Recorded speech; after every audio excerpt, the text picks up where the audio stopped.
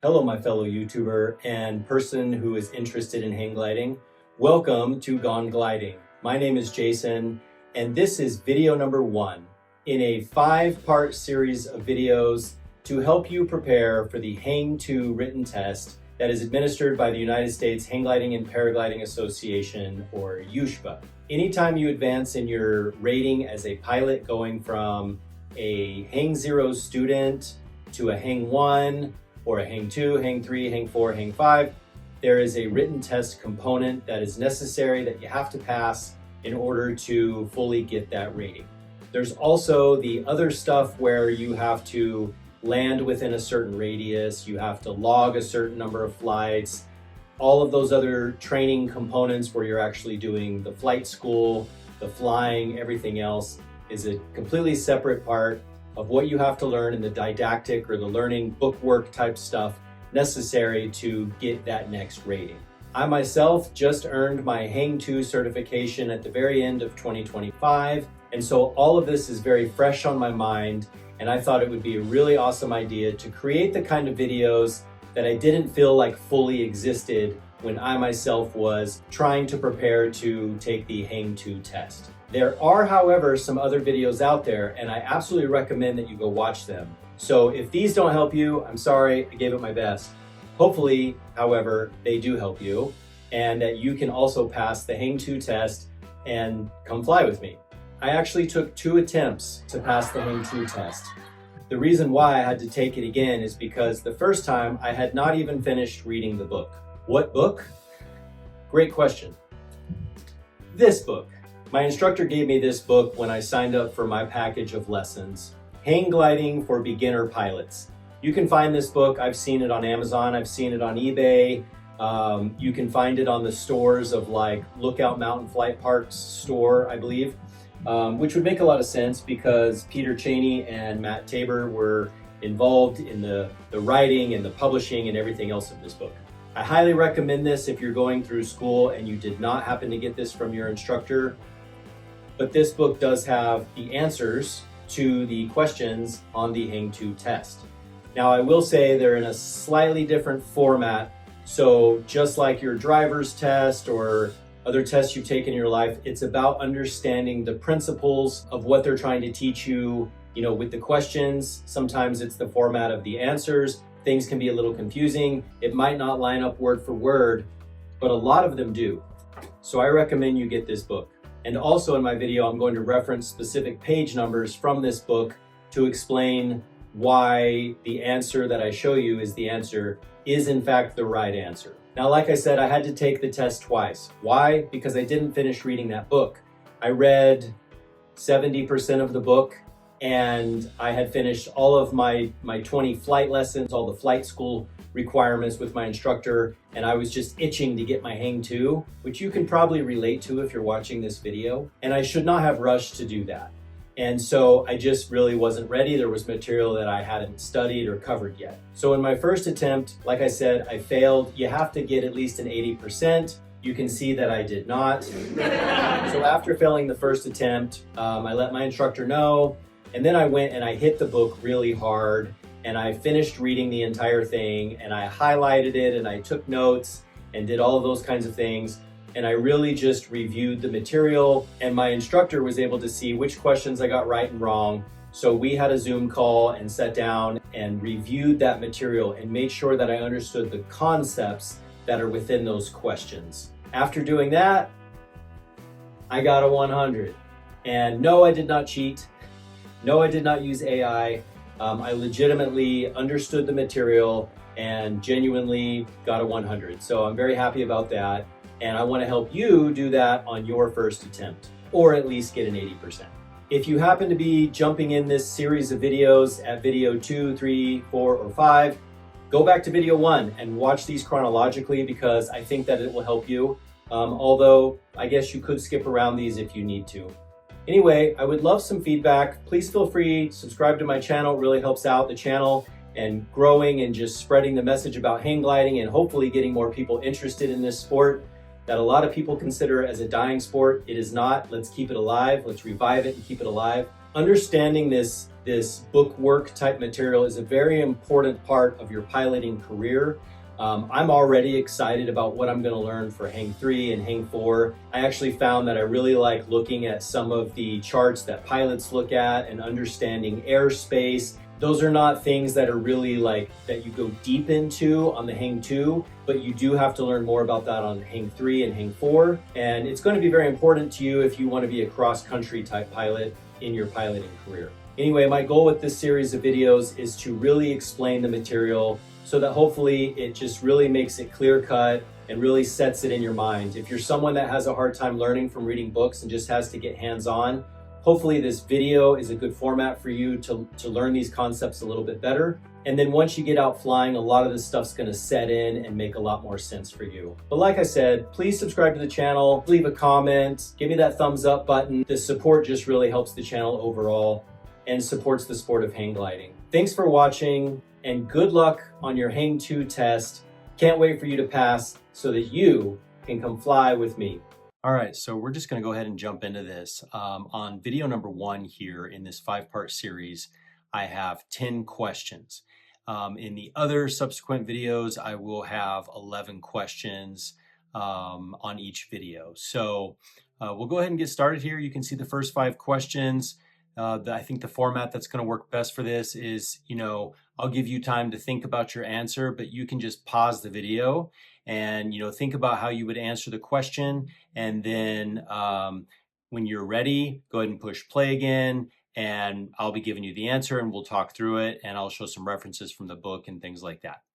All right, so number 1 here. Brand new foot launch pilots. Okay, so just really quickly, I also wanted to come back in and add an emphasis on the point that this is talking about foot launch pilots. So when you read questions like this, make sure that in your head, if you've been doing scooter tow or arrow tow or something like that as part of your training, don't get that mixed up with a foot launch pilot. So it's just a key word, something to pay attention to. Okay. Commonly tend to fly to blank when they are first starting flying above the ground. So our options here are they fly too long, they fly too quickly, they fly too far, or too slowly. So I'm still a brand new Hang 2 pilot, and I can certainly tell you that my very first flights have not been very long and they have not been very far. So, that's not going to be something that's too difficult typically for a new pilot.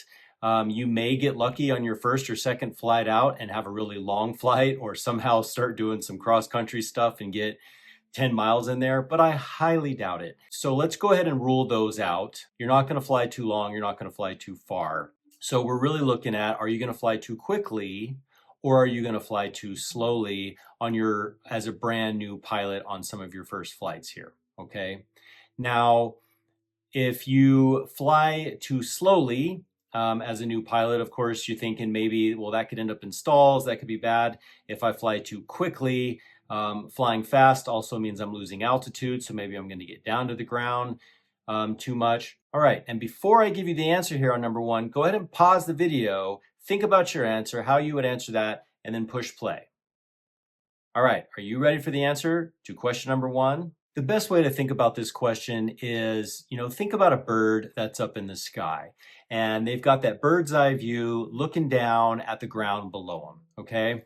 And so, a mile, if you're, half a mile up into the sky and you're looking down on the ground, a mile doesn't look like a very far distance.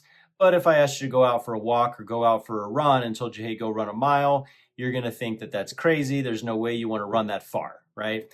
So when you're up high, the ground and distance is harder to judge. You're still building your bird's eyes, right?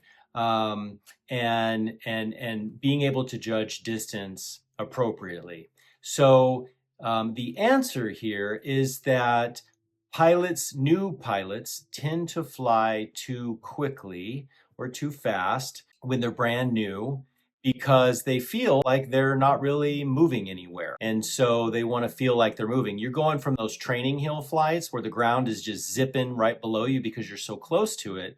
And now you're getting up higher in the sky and you don't see the ground zipping by as quickly. And so a lot of new pilots tend to fly too quickly because of that. And I myself have had this issue. If you go back and watch my first hang gliding road trip video where I go to Crawford in Utah and fly Crawford Mountain, I am pulling in the base bar like the entire way. I'm the only guy in my group of pilots who did not make it to the proper LZ because I cut so much of my distance, I cut so much of my glide by just pulling in the speed bar the entire time. I am a testament and I am living, walking, flying proof that new pilots tend to fly too quickly. All right, let's move on to question number 2. So in number 2, it says, the faster you fly, the more blank the glider will respond than usual to your control inputs, okay?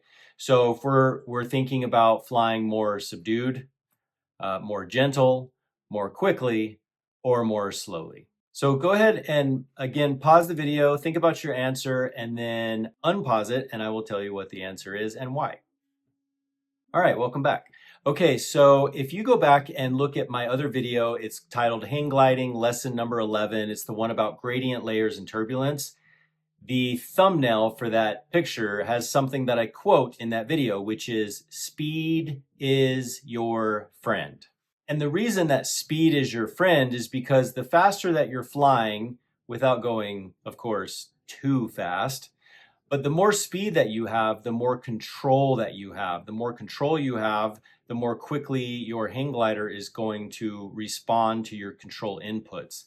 And I know that I personally, when I was in my training flights, had some opportunities where I was flying a little bit slower and I had some where I was flying a little bit faster. And I definitely noticed the difference in control that I had over the glider when I was flying fast versus slow. When you're coming in for those landings and you're starting to lose a lot of speed, your roll inputs are not responding as quickly as when you're flying faster. So just remember that speed is your friend, and the more quickly that you're flying, the more responsive the hang glider will be to your inputs for pitch and roll control. All right, and so my last little bit of attempt to give a very good and thorough description of this is, think about a bicycle. So this is one of my boys here on his first day of no training wheels. And you remember when you ride a bike and you're going slow, it's hard to control the bike. But the faster that you speed up, the more control that you have, the more stabilized and balanced that bicycle is with more speed. Of course, if you have too much speed, you could, crash. The wheel gets all squirrely, you crash.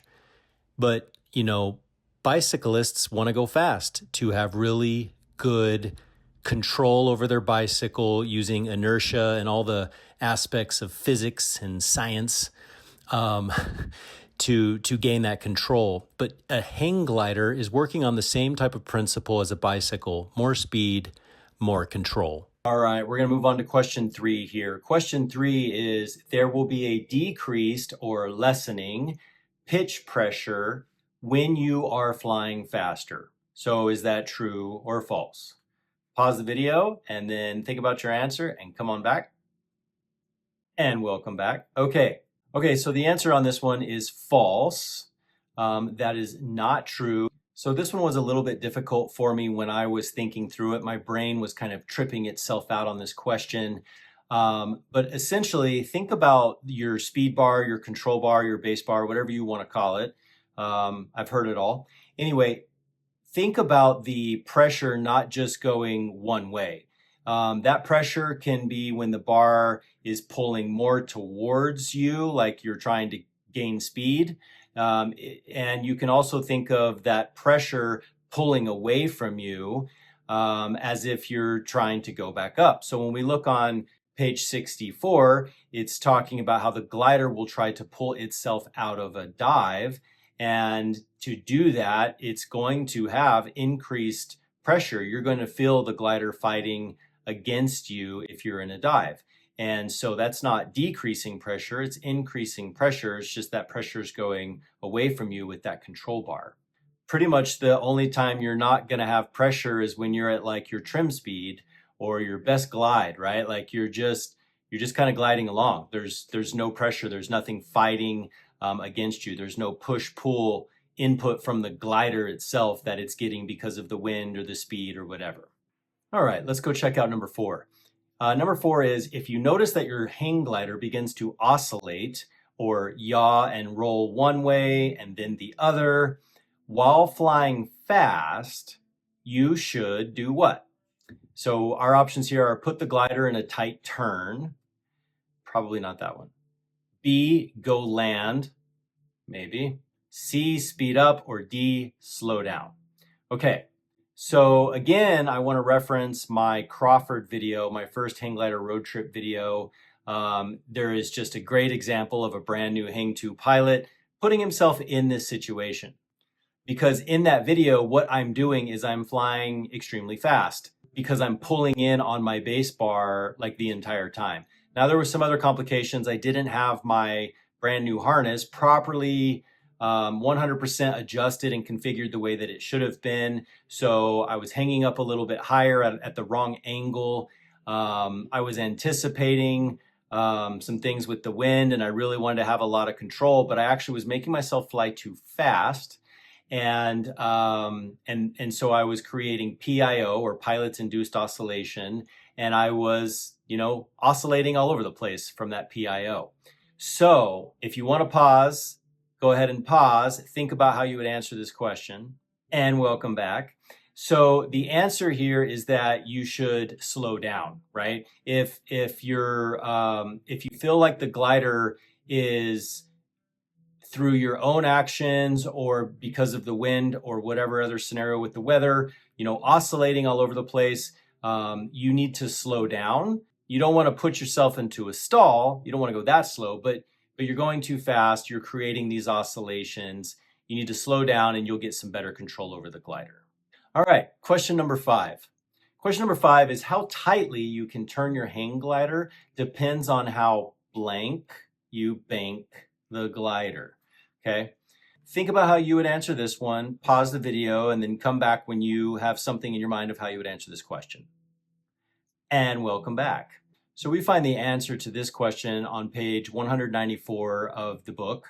And the answer would be steep, right? It's about how steeply you're banking your glider. So looking here at page 194, like I was mentioning, it says that a glider's sink rate increases in a turn. So it's normally best to use the shallowest bank possible when you're trying to soar. So basically, as a new pilot, you should understand that when you're turning, we tend to think a lot about people that are thermaling to get higher, to gain more altitude. They're turning, they're coring in those thermals, right?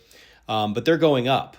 So what we're really talking about here is when you're turning, but you're not coring in a thermal, okay?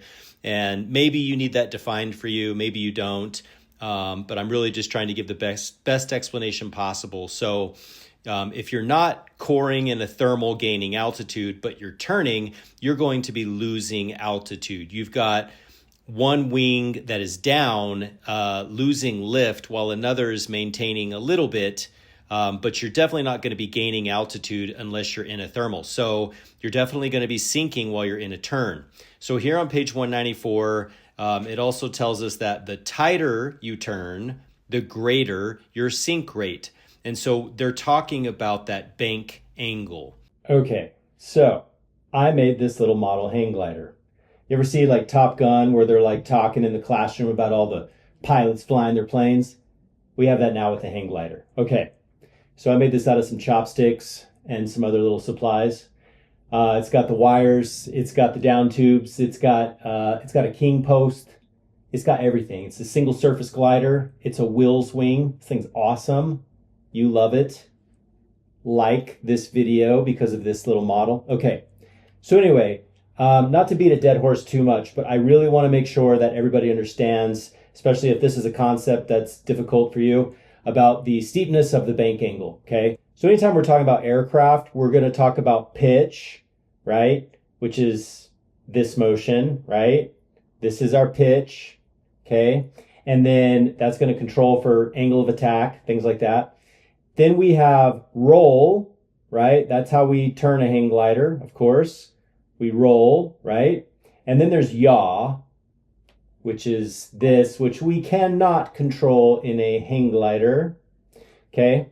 So pitch roll, and yaw. Now, when we're talking about these bank angles, we're talking about controlling that with roll controls, okay? And this right here is what we're talking about. How steep is your bank angle?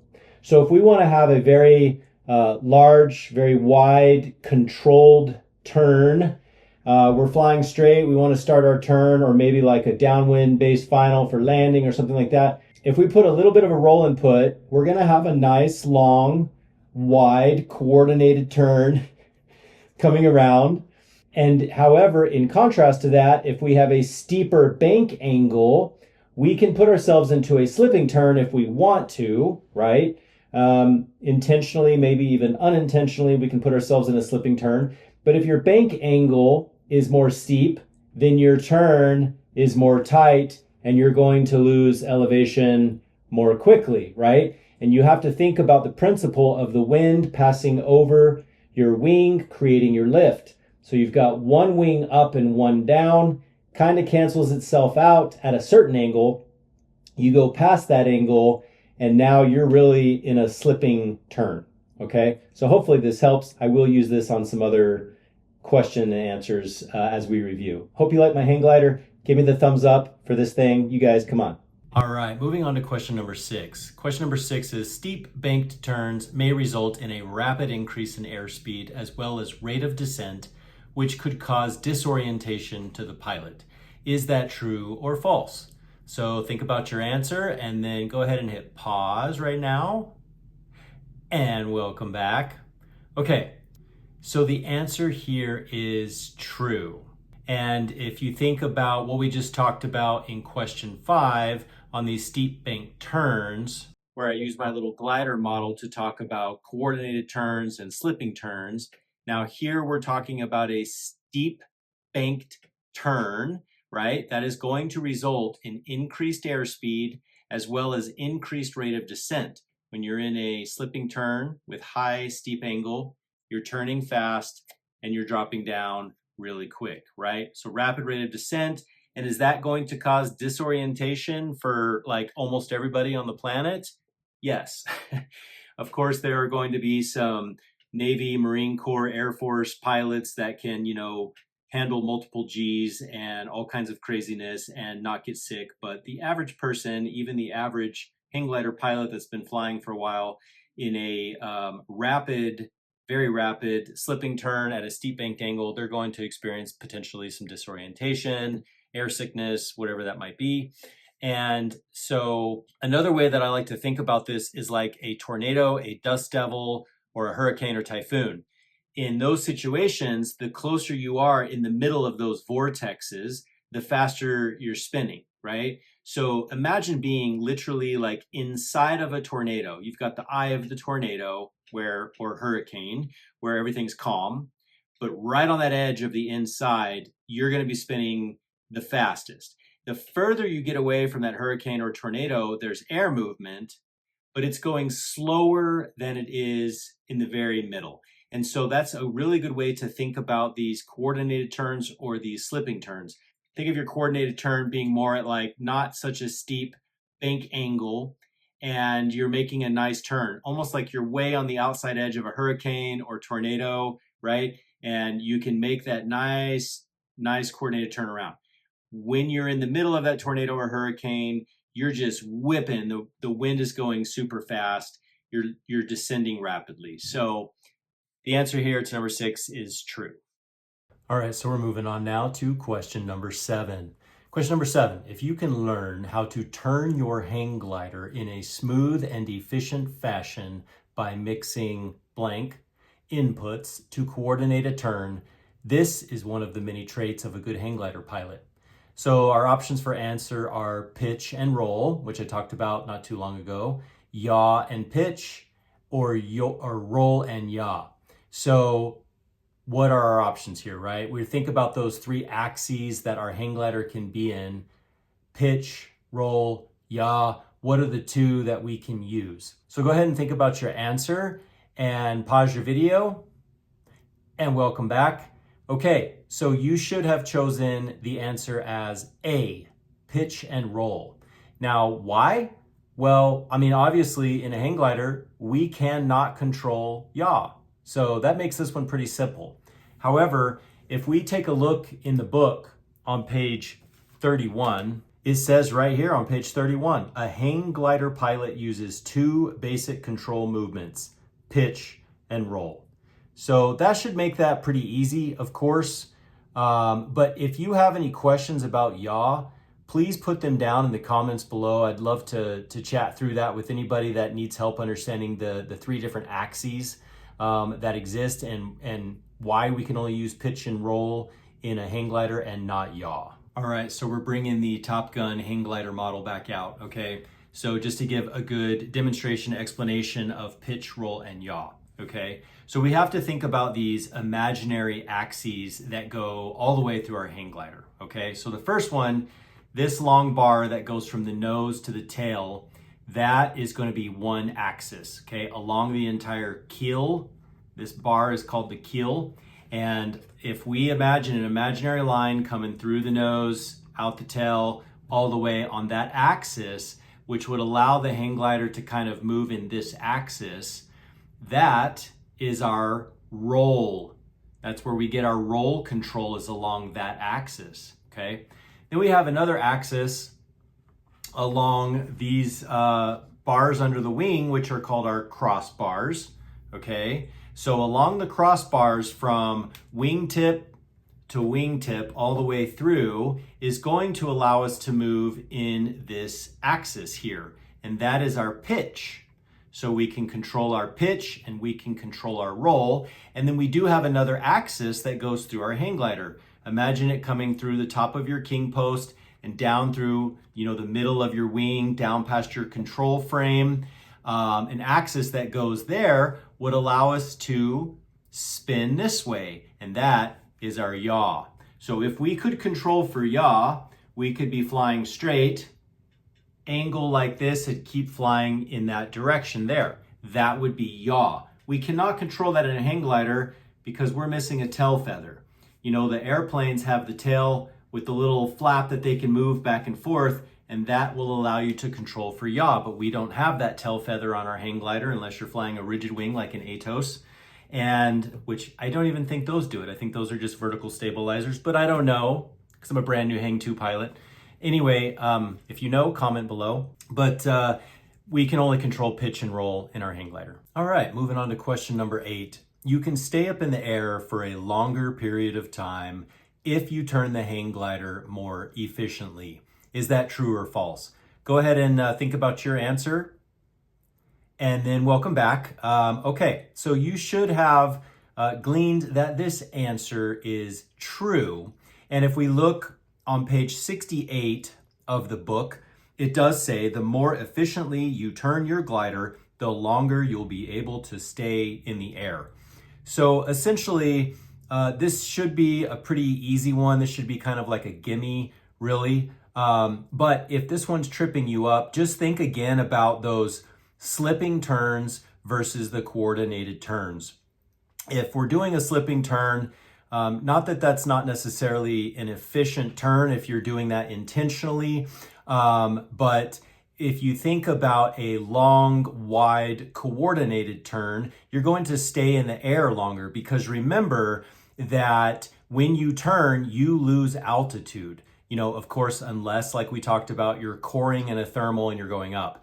If you're not in a thermal and you're turning, you are going down. You don't have both sides of your wing in lift, and so you're going to be losing altitude when you're turning. Even in a coordinated turn, you're just doing it less fast in a coordinated turn than when you're in a slipping turn.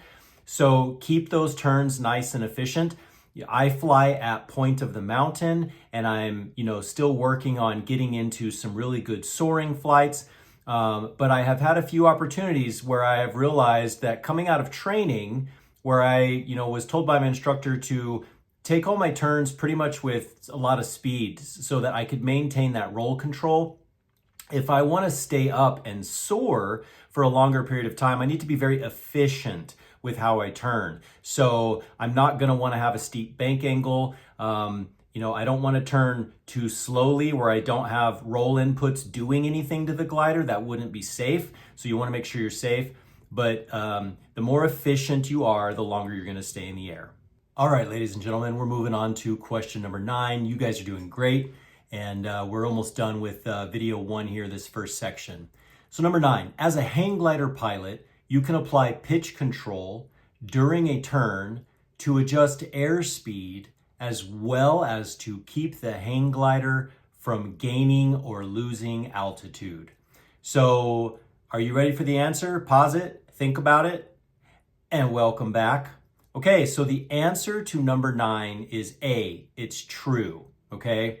And we find the answer to this question in the book on pages 67 to 68. So on page 67, it starts at the very, very bottom of the page. For any given bank angle, there is a corresponding angle of attack that will make the glider fly most efficiently through the turn. So remember, like it says on page 67, it's talking about the bank angle. And we've talked about that. We control that with roll. Now, when it says a corresponding angle of attack, we control for angle of attack with pitch. So there are pitch inputs that you can mix with your roll inputs to help adjust the turn of the glider to make sure that you're not losing or gaining altitude. We also look here on page 68 where I have highlighted pitch control here, and it says pitch control is used to control the airspeed and keep the glider from diving through the turn. The steeper the bank, the more the nose must be raised by pushing out on the control bar. All right, so if we're looking at that with our glider model here, and we're thinking about going into a turn, if we want to have a lot of control in that turn and we want to speed up through the turn, then we're going to also, while we're rolling, we're going to pull the bar, our control bar in, right?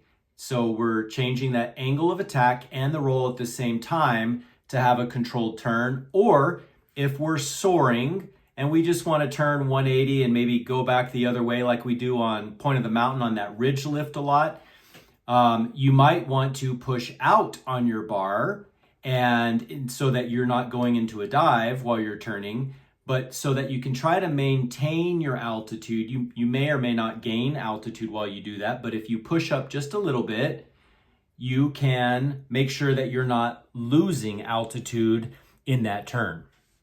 All right, well, here it is. Question number 10, the last question in today's video. I just want to say that if you have stuck through this whole video, thank you for watching all of it. If you haven't had a second yet to push that like button, please do that, or leave a comment. And if you have not subscribed, now's a great time. Okay, so question 10. Turns should be entered at an airspeed that is slightly faster than trim speed. Is this true or false? Think about your answer, how you would answer this on the Hang 2 test, and pause the video and welcome back. Okay, so the correct answer to number 10 is A, true, okay? And again, we find this one on page 68 of the book. So right here in the middle of page 68, in the yellow highlighted area, it says, pull in the control bar slightly to speed up. You should enter most turns at a speed slightly above trim speed. And the reason of this, of course, is for safety, because speed is your friend and speed will give you more faster response, quicker response with your roll control, which helps keep you safer so that the glider is doing what you want it to do. So I hope that that helps you understand this one. That should be pretty common sense by now, especially that we've been so repetitive with speed is your friend and the reasons why speed is your friend. So speed gives you control.